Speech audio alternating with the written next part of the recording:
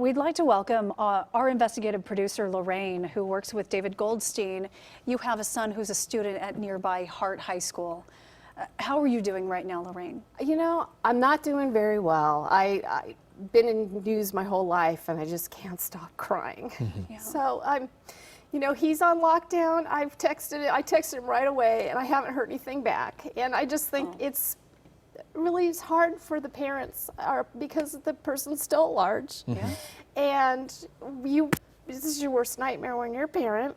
And so I've just been crying. Yeah, you would think that because you've been in the industry and because we've been in the industry, that we see it so many times over and over again. Absolutely. That you would get used to it, but you can't. Every time you see a picture like this, it is just tough. When you see them running with the stretchers, it's just heartbreaking. And, because I haven't been able to reach him, I just wanted to reassure him that it's okay, even though how can you tell your own son it's okay? Because there's been a shooting at a high school in the same city. So, and that whole area is just so friendly, and we almost actually purchased a house in Saugus. It could have been, I think we all think it could have been my son or my daughter, and my son is safe, but in the same city in a high school. So yeah, but somebody else's child is not safe this morning as a result of those injuries there. Where were you when you first found out about the situation? I was in the newsroom. I ironically have come in early to work, so I'm not in town with him. And I heard it out on CBS in LA, and I just what? And then I saw the aerials, and I'm like, I can't believe this is happening in my town. And I don't think that town, I don't know how people think of Santa Clarita, but it's got its little neighborhoods, and everybody is pretty darn nice to each other. They go to church together, they commune, and so this has got to be very difficult for all of us. And Lorraine, Brian, who we were just talking to on the phone, where his kids are still at the school, he said they had a meeting place. Had that even occurred to you to think of one? They had drills. They had active shooter drills. They just had it last month. So they've prepped the kids, they've prepped the staff. And I couldn't believe that my kid was having an active shooter drill, but you know what?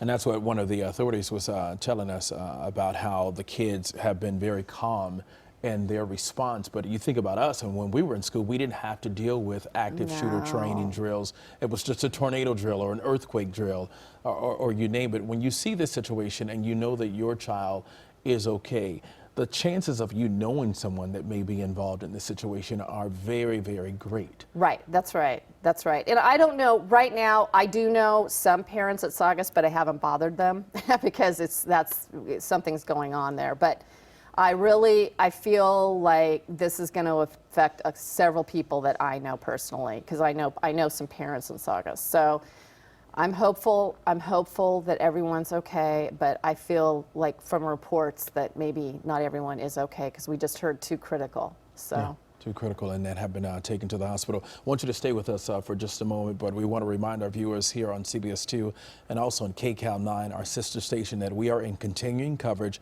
of a school shooting there at Saugus High School in Santa Clarita. Here's the latest numbers here. That's right. At least 5 confirmed victims. The shooter is still on the loose. There were reports that he may have run from the high school in the direction of the nearby elementary school. That's why the nearby elementary school and all schools in the district are on lockdown at this moment, with residents being told to shelter in place, not just shelter in place, but lock their doors. And if they see somebody in their backyard wearing a black hat, black shirt, jeans, just anything out of the ordinary, they're telling the neighbors to call 911 immediately.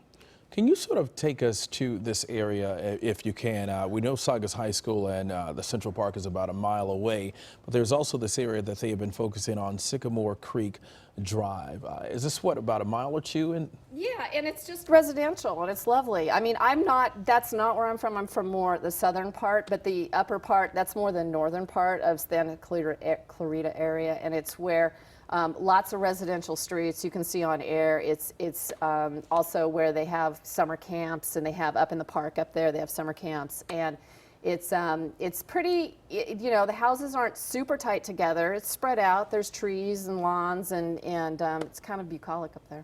And they were searching Bouquet Creek earlier, which is not too far from the high school. Can you describe that area? Are there a lot of places to hide? Because we're seeing deputies also just combing the area. There are, because it's a mix of country. It's not the, you know, when you think sometimes of the new construction, it's just new construction, new construction. But in that area, which is what makes it lovely, is there's a lot of country, there's a lot of space. But there's also a lot of mini barns and land. So I would think there would be a lot of places to hide. There's also the canals and there's the trails. You know, there's miles and miles of the trails going through the parks and through the neighborhoods.